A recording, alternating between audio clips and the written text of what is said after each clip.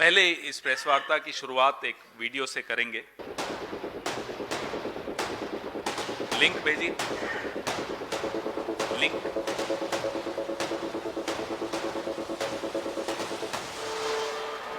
आ गया।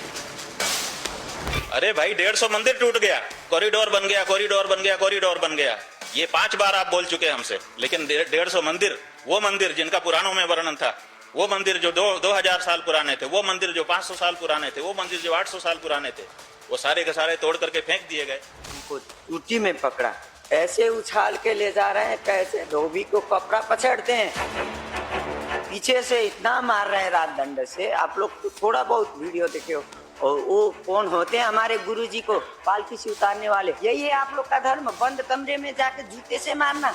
और ऐसे प्रशासन को मैं धिक्कार करता हूँ, ये नहीं करना चाहिए योगी जी।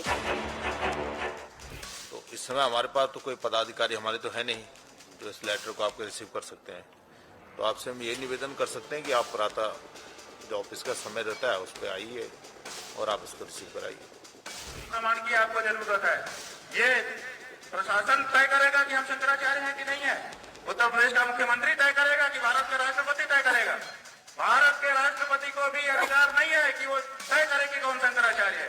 शंकराचार्य का निर्णय शंकराचार्य करते हैं। भाई हिंदू पार्टी नहीं है बीजेपी। अगर हिंदू पार्टी होती तो 12 वर्ष लगातार बहुमत की सत्ता में, हनक की सत्ता में रहने के बाद भी योग हत्या बंद ना कर देती। आज की तारीख में अगर आप कह रहे हो कि वो हिंदू पार्टी है, तो आप या तो पागल हो और या तो महा वज्र मूर्ख हो। ये क्रोनोलॉजी आपने देखी, क्रोनोलॉजी समझने के लिए ये वीडियो चलाया गया। कैसे प्रधानमंत्री एक विवाह के कार्यक्रम में नतमस्तक होते हैं शंकराचार्य जी के सामने। शंकराचार्य जी के मन में जो आता है, जो उनको सही लगता है, जो सवाल वो उठाते हैं, जो निंदा वो करते हैं, वो आपने सुनी। और उसका नतीजा ये कि शाही स्नान करने से उनको ना केवल रोका गया, पिछले 48 घंटे से स्वामी अभिमुक्तेश्वरानंद जी बिना जल, बिना अन्न के भारी ठंड में धरने पर बैठे। माफी तो बहुत दूर की बात है कि प्रदेश के मुख्यमंत्री या प्रशासन के लोग माफी मांगे, ये तो बहुत दूर की बात है। भैया मोबाइल साइलेंट कर दो प्लीज।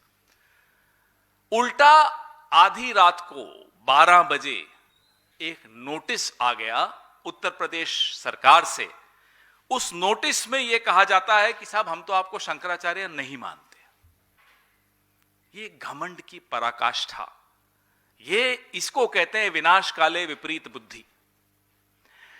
ये निर्लज्ज भाजपाई अब तक तो मुसलमानों को कहते थे कागज दिखाओ, अब हिंदुओं के जो संत शिरोमणि हैं उनसे कहते हैं कागज दिखाओ। ये कहां आ गए हम? ये स्थिति कैसे आई कि जो नारे लगाते थे बटेंगे तो कटेंगे, देश को तो धर्म पे, भाषा पे अलग अलग विवाद पैदा करके बांट ही रहे हैं, हिंदू धर्म को भी बांटने के लिए खुद निकल कर आ गए। लानत है ऐसे लोगों पर। नारों में कुछ और हकीकत ये जो आपने वीडियो में देखी। अब शंकराचार्य जो सनातन के सिरमौर माने जाते हैं, होते हैं, कोई डीएम तय करेगा, प्रशासन तय करेगा, कोई मुख्यमंत्री तय करेगा कि वो शंकराचार्य हैं या नहीं है? आप हैं कौन? आपकी औकात क्या है? एक परंपरा होती है, उस परंपरा के तहत एक गुरु शिष्य की अखंड परंपरा होती है, उसके तहत शंकराचार्य चुने जाते हैं। आधी रात को आप नोटिस देके पूछ रहे हैं कि आप शंकराचार्य नहीं हैं? भाई कभी सुना आपने? और ये अपने आप को हिंदुओं का ठेकेदार मानते हैं। जब प्रधानमंत्री नतमस्तक हुए इनके सामने तब ये शंकराचार्य थे। जब तक ये गौमांस पर, भारतीय जनता पार्टी पर सवाल नहीं उठाते थे तब तक ये शंकराचार्य थे। जब आधे अधूरे मंदिर की प्राण प्रतिष्ठा का विरोध नहीं करते थे तब तक ये शंकराचार्य थे। जब महाकुंभ के दौरान हुई अव्यवस्था और मौतों के सवाल नहीं पूछे तब तक ये शंकराचार्य थे। अब ये शंकराचार्य नहीं रहे। अब इनको मौनी अमावस्या के दिन स्नान करने से रोका गया,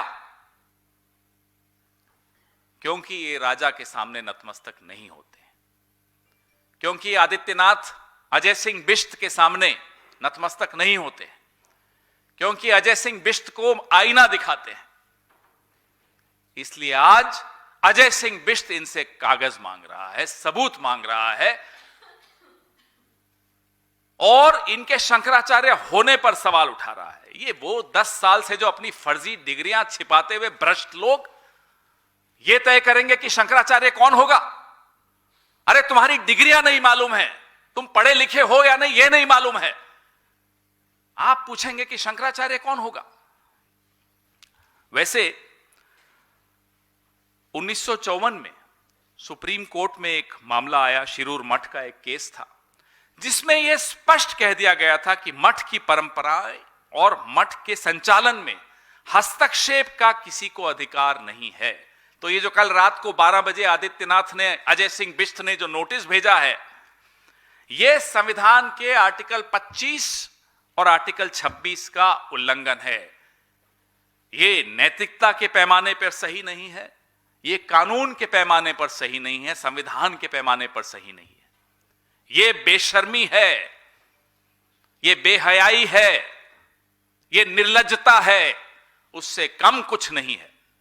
और हिंदू समाज छोड़िए, पूरा देश अजय सिंह बिष्ट की और मोदी के मौन को देख रहा है, माफ नहीं करेगा। अब स्वामी अभिमुक्तेश्वरानंद जी सिर्फ इतना ही तो कह रहे हैं कि सनातन की परंपरा के अनुसार विधिवत स्नान उन्हें करने दिया जाए। कहते हैं साहब अनुमति चाहिए।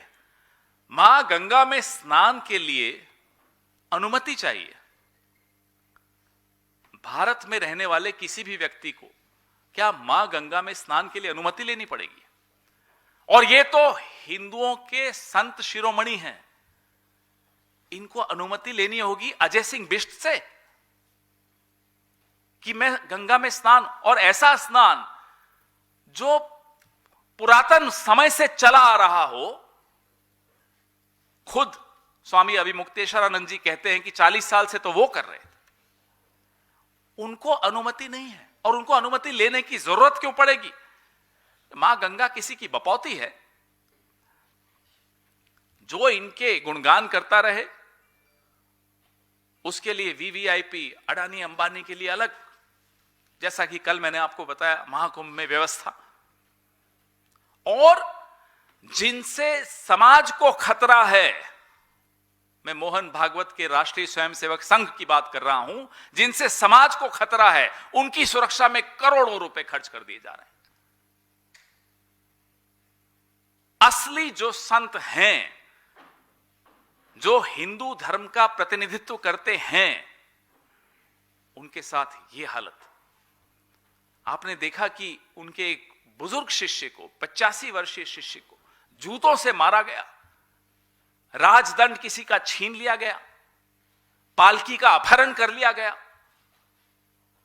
और जो नकली हैं, जो स्वयंभू है, जो अपने आप को ठेकेदार बना के चलते हैं, जो समाज के लिए खतरा हैं, वो Z+ सिक्योरिटी लेते हैं। उनके लिए ASL होती है जैसे प्रधानमंत्री के लिए होती है। ये औकात आप जिनके वोट से, जिनके समर्थन से आज इठलाते हुए घूमते हैं, उनकी ये हालत करते हैं। आज आपका असली चेहरा पूरे देश ने देख लिया है, पूरा विश्व देख रहा है, और विश्व भर में हिंदू समाज उद्वेलित है, आक्रोशित है, दुखी है, पीड़ित है। दर्द है हम सबके दिल में। जो अत्याचार उत्तर प्रदेश में आप पिछले 48 घंटे से देख रहे हैं, क्या ये कोई मठ वाला बाबा कर सकता है? संत मठ वाले होते हैं, संत लठ वाले नहीं होते। ये लठ वाले आकर हमारे हिंदू धर्म पे कब्जा करके बैठे हैं, इन्हें माफ नहीं किया जाएगा। आज इनका एक नया अध्यक्ष बिना चुनाव के चुना जा रहा है, बिना किसी ज्ञानेश कुमार के, बिना किसी वोटर लिस्ट के, बिना किसी भी प्रक्रिया के चुना जा रहा है। और आज संतों के आंसू गिर रहे हैं, श्राप लग रहा है। आज जो हो रहा है यह ऐतिहासिक है। इसलिए कल भी हमने इस मुद्दे पर प्रेस वार्ता की और आज भी मजबूर होकर हम इस मुद्दे पर प्रेस वार्ता कर रहे हैं, क्योंकि यह हमसे नहीं देखा जाएगा। We cannot witness what's happening today in this country.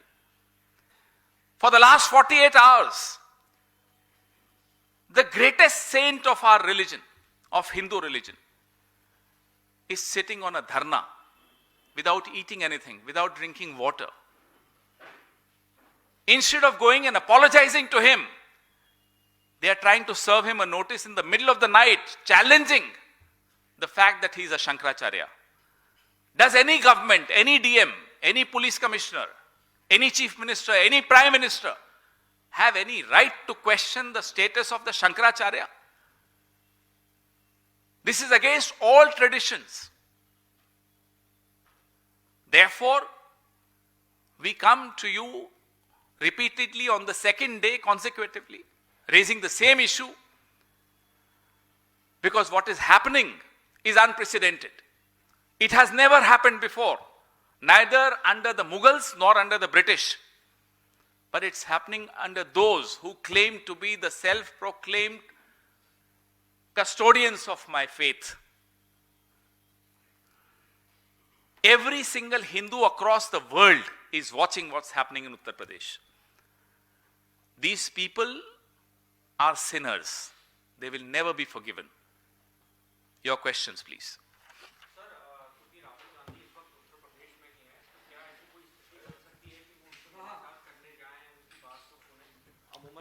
हमारी राज्य इकाई पूरी तरह से सक्रिय है इस मुद्दे पर। कुछ वक्त में आपको उसकी भी जानकारी मिलेगी। राज्य के हमारे जो प्रदेश अध्यक्ष हैं और नेता हैं, तमाम नेता इस पे सजग भी हैं और इसमें हम एक पूरा मजबूत स्टैंड भी ले रहे हैं।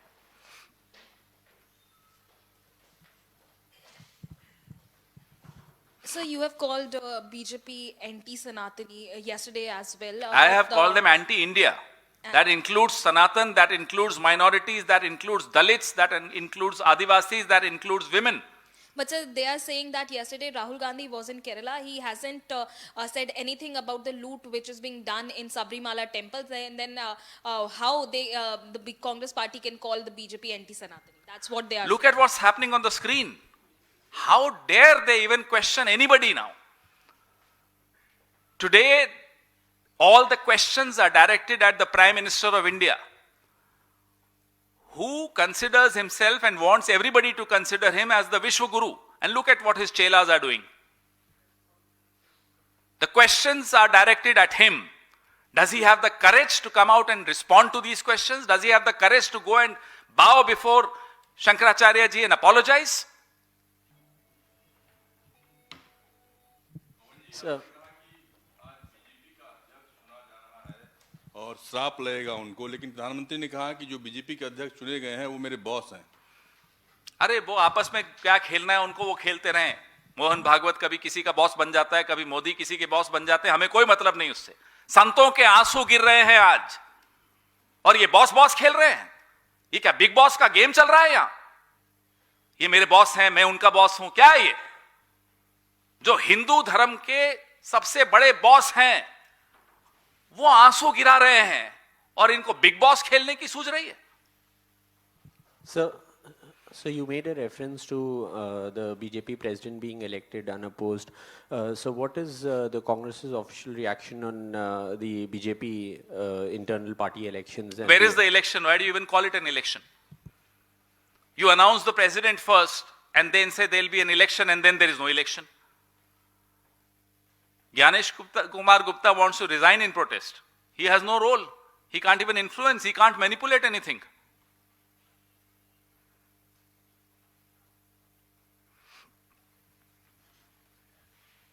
जो भी पूछना है यहीं पूछ लीजिएगा, व्यवस्था ना है। जो नोटिस दी गई मेला प्रशासन के द्वारा शंकराचार्य जी को, उसमें रेफर किया गया है कि किस तरह से एक अपील पेंडिंग है सुप्रीम कोर्ट में कि ज्योतिष पीठ जो है तब तक अपने नए शंकराचार्य का कंसेक्रेशन अनाउंस नहीं कर सकती, और उसी के बिहाफ पे ये नोटिस दिया गया है। उसमें दयानंद प्रशासन का क्या रोल है, प्रशासन का मतलब क्या है? मैंने आपको सुप्रीम कोर्ट का एक केस भी साइट किया 1954 का, शिरूर मठ का। प्रशासन का रोल क्या है भाई इसमें? और उसका जवाब शंकराचार्य जी ने खुद दे दिया है। हर जगह विवाद पैदा करना, यही है क्या प्रशासन का रोल? एक धर्म में एक शंकराचार्य हैं, आप वहां भी विवाद पैदा करने चाहते हैं? ये जो बांट रहे हैं ना, यही काटते भी हैं। जो नारा लगाते हैं बटेंगे ये कटेंगे, यही बांटते हैं। सर मेरा सवाल, नोएडा में जो इंसिडेंट हुआ है, युवराज की जिस तरह से मृत्यु हुई है, फिलहाल जो कार्रवाई हुई है उसमें नोएडा अथॉरिटी की सीईओ को सस्पेंड कर दिया गया और एसआईटी की जांच की बात की गई है। लेकिन सवाल ये है कि आपको लगता है कि केवल एसआईटी की जांच होना या किसी एक व्यक्ति को सस्पेंड कर देना पूरी कार्रवाई को इस्टेब्लिश करता है, अकाउंटेबिलिटी को फिक्स करता है? और क्या आप मांग करेंगे योगी सरकार से, उत्तर प्रदेश सरकार से इस पूरे मामले को लेकर? देखिए, मांग तो इनसे क्या करें, इनसे कोई उम्मीद की नहीं जा सकती। ठीक उसी जगह पर ये कोई पहली बार नहीं हो रहा, कुछ दिन पहले भी हुआ, एक गिग वर्कर ने बचाया किसी को, और एसडीआरएफ एनडीआरएफ सबके होने के बावजूद वो व्यक्ति घंटों तक संघर्ष करता रहा बचने के लिए, कोई उनके बचाव में नहीं आया। एक गिग वर्कर ने जाकर कोशिश की। शर्मनाक है ये बात कि बड़ी बड़ी आप ऑर्गेनाइजेशंस बनाते हैं, उस पर करोड़ों रुपए खर्च करते हैं, और जब वक्त आता है उन ऑर्गेनाइजेशंस को कुछ काम करने का तो वो पीछे हट जाते हैं। तो ये जो लीपापोती हो रही है, इस लीपापोती से क्या उस परिवार को न्याय मिलेगा? क्या इस तरह के हादसों की पुनरावृत्ति न हो, यह सुनिश्चित किया जा सकेगा? यह सवाल है जो पूरा देश के मन में है। सर, प्रधानमंत्री ने कुछ बातें कही अपने संबोधन में, जब वो भाजपा कार्यालय में थे। उन्होंने कहा कि कांग्रेस का जो इतना घंघोर पतन हुआ है, यदि वो उसकी समीक्षा करने बैठे तो परिवार पर ही सवाल उठेंगे जिन्होंने वर्षों से उस पर। अरे आज पूरा देश, पूरा हिंदू धर्म संघ परिवार पे सवाल उठा रहा है। इन्हें पढ़िए कांग्रेस पार्टी की। ये कांग्रेस पार्टी के अलावा कुछ सोच भी पाते हैं? सुबह से रात तक संतों के आंसू बह रहे हैं और ये लगे हुए हैं कांग्रेस पे। जिस कांग्रेस के परिवार के खिलाफ ये बोलते हैं, उस परिवार ने संघ के एजेंडा को, संघ की नीयत को 100 साल से रोक के रखा हुआ है। इस देश को उससे बचा के रखा हुआ है और आगे भी हम करते रहेंगे। जायज सी बात है, लाजमी है कि ये हमारे नेतृत्व के खिलाफ रहेंगे, क्योंकि हमारा नेतृत्व, हमारी पार्टी, हमारी विचारधारा इनकी असलियत को ना केवल जानती है भली भांति, इनकी असलियत से लड़ना जानती है, इनकी असलियत को हराना जानती है, और इनको इस देश को इनसे, इस समाज को इनसे बचाना जानती है। Sir, he has given another statement in which Prime Minister has said that urban nexus ambit is Has he apologized to the Shankaracharya? No. So far, that's the news. Sir, but he is saying that I was also being treated as untouchable for No, many he will years. always play the victim card. कभी राजा को victim होते हुए देखा है, लेकिन एक जगह दिखेगा आपको, राजा भी है लेकिन विक्टिम भी है। ये सिर्फ यही कर सकते हैं, ये बहुरूपीय लोग ही कर सकते हैं। मैं तो सुबह से इंतजार कर रहा हूं कि इतनी लफ्फाजी में कहीं शायद टेलीप्रॉम्प्टर लगे हुए थे, कहीं माफी बोल दें शंकराचार्य जी से, लेकिन नहीं, माफी नहीं मांगेंगे। आज तो बड़ा एक विचित्र चित्र भी देखा मैंने, एक वीडियो देखा, चैनल का नाम नहीं लूंगा। एंकर बड़ी परेशान थी, अरे अरे प्राइम मिनिस्टर के भाषण चल रहा है और टीपी दिख रहा है, टीपी दिख रहा है। अरे भाई टीपी दिख रहा है तो टीपी है तभी ना दिख रहा है। कभी डिग्री तो नहीं दिखती ना, डिग्री नहीं है तो नहीं दिखती, टीपी है तो दिखता है। आप बड़े परेशान हो रहे हैं साहब, टीपी दिख रहा है प्राइम मिनिस्टर का। अरे पूरा विश्व जानता है कि बिना टीपी के नहीं बोल पाते। हम तो कह रहे हैं टीपी से ही टीप लीजिए, टीपी से टीप कर ही माफी मांग लीजिए शंकराचार्य जी से, कुछ तो करिए। पवन जी, सनातन धर्म के एक प्रचारक हैं बाबा बागेश्वर, उनका भी एक बयान आया है, उस पर आपका रिएक्शन चाहिए। वो कह रहे हैं कि एक बात याद रखना चाहिए कि जिस दिन तिरंगा में चांद आ गया, न वर्मा बचेंगे, न शर्मा बचेंगे, न क्षत्रिय बचेंगे, न वैश्य बचेंगे। भाई जो बांटने की भाषा में बात करता है, हम उसकी बात पे क्या टिप्पणी करें भाई? ये बांटने वाली मानसिकता से ही इस देश को बचाना है। नारा यही लगाएंगे, बटेंगे कटेंगे, और बांटने का काम भी यही करेंगे। तो ऐसे इस पे हम कोई टिप्पणी नहीं करते। धन्यवाद, थैंक यू।